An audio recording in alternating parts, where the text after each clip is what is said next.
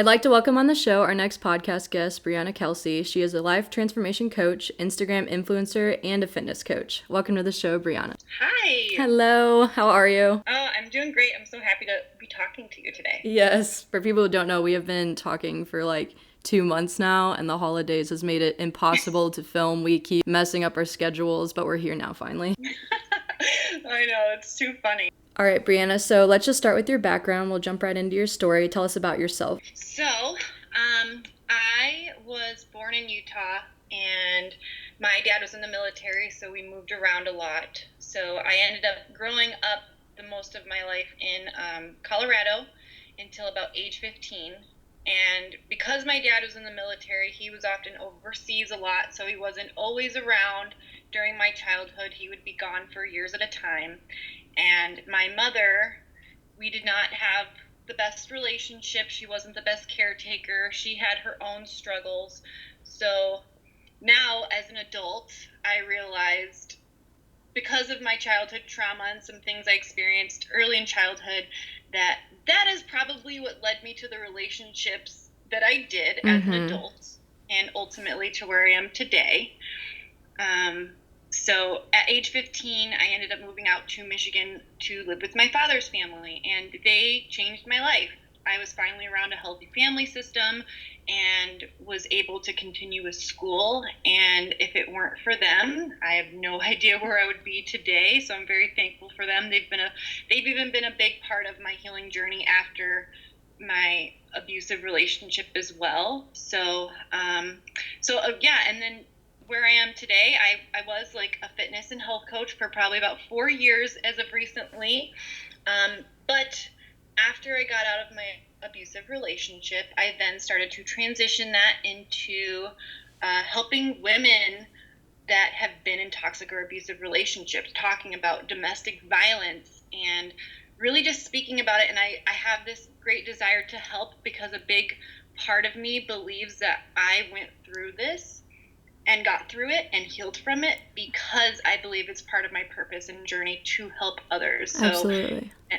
Yeah, Absolutely. so that's what I'm doing in my business now, and I love it. I'm just recently through my first program with helping women with it, and I'm just seeing major changes in them, and it's so fulfilling and so great to be able to see these women change their lives around after they've experienced such terrible things. That's amazing. So it kind of led you to almost a career field or a hobby for yourself, just to help others. That's kind of like my story as well. Yeah, absolutely. I think that when something like this happens in your life, it's hard not to want to help others. Yes, and connect to those. Absolutely. You have that empathy. You know how hard it was for you to get out of, you know how hard it was for you to experience it. So, and it's a big part of you. Yes. And so you kind of touched on your abusive relationship. So you moved out to your dad's house. Or in what state was that? Did you move states? Oh, yes. I'm sorry. I moved to Michigan, which is Michigan. Okay. So you were 15, 16. And so that means you're starting high school then. So did you meet your abusive partner in high school, or was that later on? No,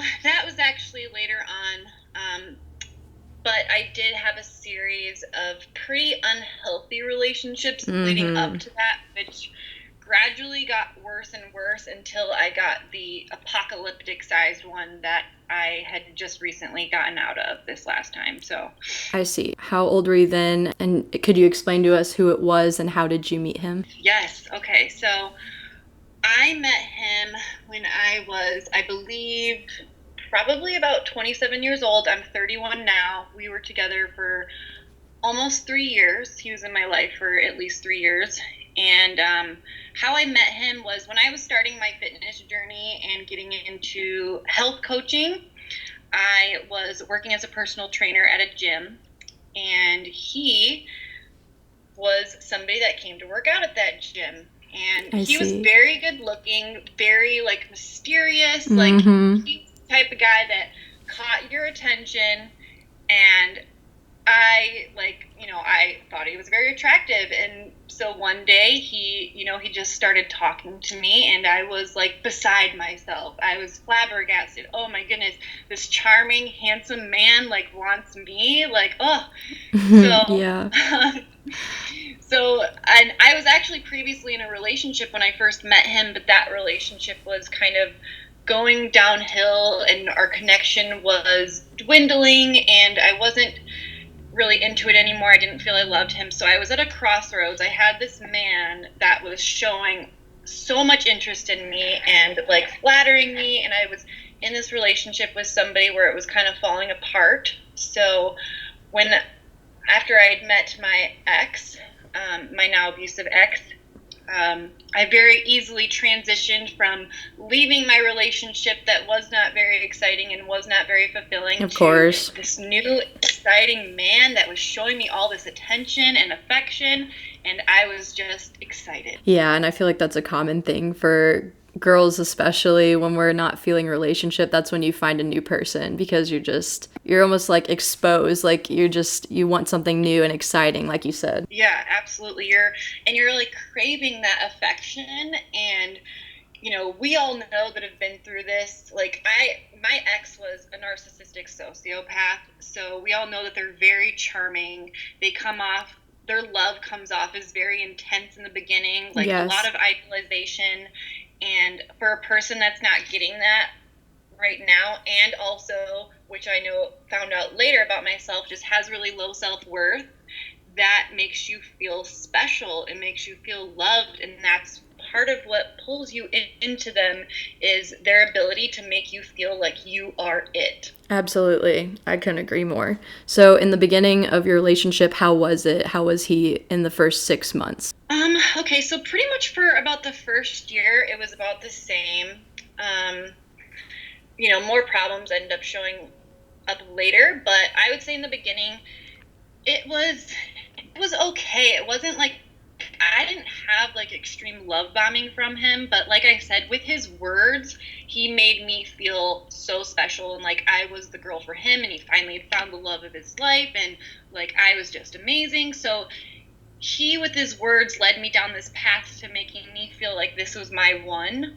However, his actions a lot of the times like didn't align with his words. And so he often really left me feeling confused, and where I honestly like always felt like I was in a state of like not knowing where I stood with him. And he would just always kept me at arm's length, but then would pull me back in with his charm, like his words, but then all the time he would be unavailable and then available, and I always had to be available, and he would be available when he wanted to and what pleased him. And I see. probably, So, you guys weren't official, but you were just going back and forth on this like unsaid relationship. yeah, we weren't official, and I found out later why, and it was because during this time, this whole first year of our relationship, um, there was not a lot of abuse. It was just kind of like toxic. Like it just wasn't all in. And a big part of that was because he was still living with his quote unquote ex-girlfriend. Oh, God. Yeah. Yes. So I had to deal with that. And there was a lot of lies surrounding that, a lot of cover-ups surrounding that, a lot of just bad things covering that. But again, he always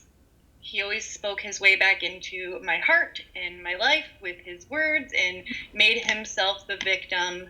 And then, yeah, after that first year, I wanted it to be official. I wanted to like know that he was mine, because for so long I didn't feel like we were together for sure, and I didn't feel like we were just official, and so I wanted to make him mine. So after that first year is when we finally moved in together, and that's when the real bad stuff started to happen. Right, right. So you moved in together. Do you remember what red flags you started seeing to indicate that it might have been an abusive relationship? Yeah, actually, funny enough, which not really funny, but it's kind of sad to look back now, but on the very first day that we moved in together, the very first day, he had pushed me, and it wasn't The like an first aggressive. day. Yeah, yeah, it was literally the very first day we were moving That our is furniture nuts. in, and I chalked it up to like we were very aggravated and frustrated because we were moving furniture, and it wasn't like an aggressive push. He just kind of pushed me down onto the bed, and kind of laughed about it, but at the time I was just kind of like, okay, that's not right, but I was so in denial of like thinking anything bad of it. So, and then I mean that was the biggest indicator that I can think back and look on now, and then gradually from there, being in close quarters with the person that is you know, not mentally stable and a narcissist and a sociopath, like stuff starts to get really real. And I started to see signs of him that I hadn't before. And a lot of that had to do with just his whole demeanor. I almost want to describe him as almost like bipolar. So he would just go through these phases of manic and depressive, like depression, and he would just wake up one given day and it would be like he hates the whole world. He hates his life and he hates me. So I never knew what person I was going to get each and every day. I just never knew. Yeah, that can be so draining. Do you remember your first abuse situation with him? Do you remember how it went down or how it started? Honestly, I don't. And I experienced the whole 9 yards of abuse with him. He was Really? physically abusive, emotionally abusive, sexually abusive, and financially abusive. So I can't, I suffer a lot. Like, I have trouble remembering a lot of the details of the relationship No, and because, that's super common for anyone in an abusive relationship. I know my mom personally was in one, and when I ask her about details, she really doesn't remember. And when people describe the situation, she's like, I don't remember that. So you just yeah, black out. It exactly. just blends. Like the days become more like just getting through them routinely. It does. And I think part of it is because at the time, like, you you don't want it to be your reality, so you like push it aside and you live in denial. So because of that denial and suppression, you don't really actually process what happened. So I think that's why there's so many blanks. So I have really vivid memories of certain things, of a couple of different fights, but I know, yeah, I don't remember the details of how it first started. I remember the gradual like escalation of how the physical violence started, but I couldn't pinpoint it and tell you what the fights were about or Right. when, besides that first day that, it happened. No, yeah, and that's completely fine. It is super common. Do you Yeah. remember maybe a tipping point for you or when you realized that you needed to get out and you needed to leave the situation with him? For a long time, we would have, like big blowout fights and, physical assaults. And I always would rush to, I'm done, I want to leave this relationship. I tried many times to leave the relationship, but when we were in fights, I couldn't physically leave because he would take my keys, laptop, phone, and hide them. And if I tried to break it off with him when I was away from him, I would get nonstop calls. He would be suicidal. I get elegant apologies. He would break down. So it was really hard to leave. But and I mean, as you know, like it's really hard for women to get out of this situation, not only emotionally but physically break away from this person is really hard due to the lengths that they will go through to get to you. And they've mastered that manipulation. It's almost like an art to them. They have it pinned down and they have your emotions pinned down and your weaknesses to get you back. I know, and at the I'll tell you this, like at the end there, like there was a series of like near the end of like the biggest blowout physical fights that we had, and it started with the first time that he had hit me in the face, and that was like I would probably say that was the beginning of the end. He had hit me in the face one time, and he had knocked me out, and he left like the whole, I can't remember if it was the left or the right side of my face, just bruised. And after that fight, I felt like I was in a movie role. Like I had to convince my capturer that for me, that I still loved him and that I wasn't going to leave him. But at this time, I just needed to get out of the house. So I had to play that role and escape out of the house. And I did. And I ended up Yes. going to my friend's home and telling her about it, and which he eventually followed me there. And, I stayed with her for the night, and I went back after that. And after I went back that time, we got into some more fights. He ended up kicking me out of my own home, and which is really like a low place when your abuser is kicking you out of your house. Right. I can't believe that. Yeah, yeah, and he changed all the locks, he changed the garage codes. Like, I had no entry into my home, so he kicked me out, and I had to stay at different friends' houses for a series of like 3 to 4 days. And then during that time, he wanted to meet up to talk. So we met up to talk, and at that time, he told me he had slept with someone. So add, insult to injury. He not only kicked me out of my house, he told me he slept with another woman and wanted praise because he told me. My gosh. And, yeah, yeah. And still, I went back. I went back for 3 days. I remember I went back for 3 days, and then he had told me he had kicked me out again. And because he kicked me out, because I was dangerous to be around for him, so he kicked me out again. And I told him, if you kick me out this time, I'm leaving for good. And he did not like that. So when he felt I was leaving for good, he reacted again, and he then hit me in the face again. And at this point, he had broke. He was unpacking my things as I was packing them up, and he he broke one of my self tanner bottles. And when he broke it, I picked it up from the floor, and he grabbed it and smashed it in my face and cut my lip up, and then proceeded to dump the remains of the self tanner all over me. It was a mess. And after that, that was the very last time that, I don't know how I even managed to get out that day, but I did. And I got out of the house, made it to my family's house. And from that point on, I ended up telling my family, and that started the process of me escaping the relationship and them helping me get out of the house. That is insane. The whole abuse situation and escaping it finally. What was your life like after that? So after that actually was like the beginning of the craziest stuff. So after my family helped me move out of his house, they really, I have a whole family of lawyers, so they really wanted to move forward with legal action. Right. And I wasn't ready to at the time. It's at that point, you're still trauma bonded. It's already too much handle leaving. Yeah, it's very overwhelming. I just had left the situation. My stance on it was, I just want this chapter of my life to be over. I can't continue. I just need to get away.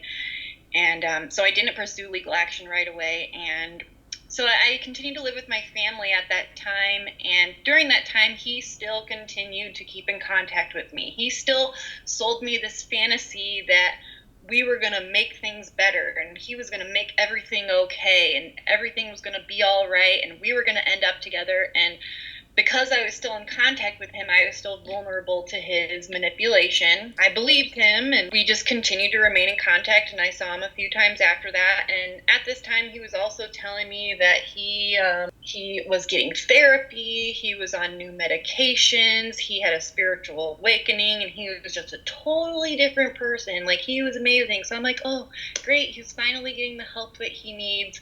Maybe this will work out. And, well, again, I was proven that he is a manipulative liar, because slowly I started to build up strength at this time. I was talking to him less and less. I was farther and farther away from him. So slowly I was starting to, feel freedom and feel what it's like to not be in a toxic and abusive environment. So I was slowly gaining strength and independence.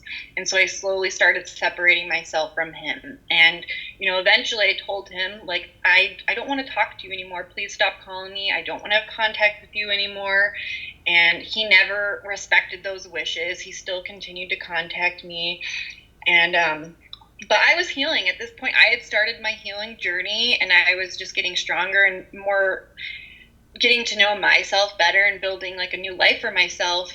And then, so as I'm doing great and I'm living my life, and he's still trying to pop in and out of it every now and again, I decided to share my story on Instagram, because I already had my platform from my fitness coaching and my bodybuilding days. Yes. So I shared my story on there, and just kind of gradually told people, this is why I haven't been here, because when I was with him, I slowly started inching away from my business. I stopped showing up online because I totally lost myself. I was depressed, and I just couldn't show up on Instagram like normal because I wasn't myself anymore. Of course. So I told people, what had happened, and that was great. It was feeling great. Like everyone was, very happy that I shared my story, and I felt so much better about it. And then the day after I shared that story, a girl pops up in my DMs, and she sent me a few photos of some injuries that she had and said, just wanted to reach out to you and ask you by chance if this post is about my ex-boyfriend's name. No way. Yeah. So that was like a huge shock to the system. Oh That my was gosh. like, I believed that he was getting better, or at least I wanted to believe that he was getting better. And since he was still pursuing me, I like had no idea that he had another person in his life and was seeing another woman. But come to find out, she was almost basically living with him, and they met 5 days after I moved out. What the hell? I know, it's like blows your mind, like how much. And she was following you. Yeah, and what breaks my heart is that she said so many times to me that she wanted to reach out, but she felt embarrassed. Oh my So goodness. if I would have shared my story earlier, she could have gotten out of the relationship earlier, or if she would have reached out earlier, she could have gotten out of it. But I'm just thankful that she reached out at all, because basically from that day on, she never saw him again. Thank God, because it was getting to the point where like his behavior was like near fatal a few times with me, and his behavior had increasingly gotten worse with her from the story she was telling me as well. And hers was just expedited because she was only with him for about like 6 months or so, like that. That makes me sick. Honestly, it's just a sign that she was following you and then reached out, and then it ended up helping her in the end. That's amazing. I know, like that's the beauty about social media. Like that right there is such a great example. And even including her, like there's been other women that have reached out to me too and have said like, like I've just realized I'm in an abusive relationship. What do I do? Like your story's helping me so much. Like, just a side note that social media can be such a beautiful place and can make things like this happen when you can make connections with people so quickly. Oh, it's amazing, yes. And like even with my Instagram and the podcast, it's like every week you're just getting messages from women who they literally just want to talk. They just need someone to help relate and connect them so they can make decisions. And just there's not many people out there that you would feel comfortable talking about this stuff with. Social media is a beautiful thing. You can just do it online and feel at home with the person you're connecting to. Absolutely. And like a lot of these girls don't have anyone to talk to, like, or they feel they don't have anyone to talk to. So it is pretty cool that we can, and that's another reason why I'm talking about it online, because I know how badly these women need help. And I wish that I would have like fallen into more information about abuse when I was in it, because when I was in it, I didn't even associate it with abuse, even though he was physically hitting me. Now, fast forwarding, what advice would you give to those who have trauma right now? Because anyone who's been through abusive relationships around them has trauma. What would your advice be for that? The biggest advice I would have for people that have experienced trauma, like in an abusive relationship or toxic relationship of any kind, is first of all, the word trauma scares people because they're like, I haven't experienced trauma, but trauma can be so simple and small, and it's like simply defined, it's just something that's overwhelming to your emotional state that you can't handle at the time. Absolutely. And I think the biggest advice I have for people is to first educate yourself on like what is narcissism, what is abuse, so you can start to see more clearly and start connecting the dots about what is actually going on, or what you actually experienced when you were in the relationship, so that you can look at it objectively and say, oh, I see the reason why this was happening. It wasn't just all me, because we were severely gaslighted, and a lot of the time we think that like, oh, I was a failure, I made him act this way and whatnot. But if you educate yourself, you can see it clearly, plain as day. Like all of our stories are the same. they're all the same, but they're all different. We all Yes. experience the same thing. So it's like science. So when you educate yourself and can just associate yourself emotionally and look at information just right there on the page, it really helps jumpstart that healing journey to be able to do that. And then also, advice I just have for people that have experienced relationship trauma is that, like, love, just know that love is supposed to make you feel good.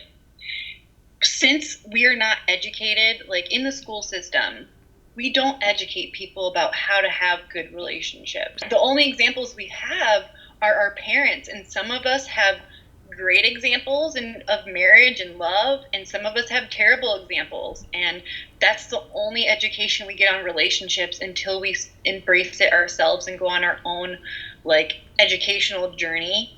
So I just think that a big part of it is that learning how to have healthy relationships is a great place to start, because a lot of us don't know how to have healthy relationships. We really don't. It's an epidemic of toxic and abusive relationships. Well said. And I appreciate you sharing your story with me. I want to thank you for being a guest on the podcast. I know that sharing the story is hard for anyone to do, and with the trauma you have, it takes a lot of bravery, but I know that it is going to impact all the listeners out there, and I appreciate you. Oh, thank you. It really is my pleasure to be here, and even though it's sometimes really hard to revisit these memories and put the pieces together and say it out loud, it is for the greater good. Of course. Really, yes. Thank you so much, Breana. I hope you have a good one. Thank you. Thanks for having me.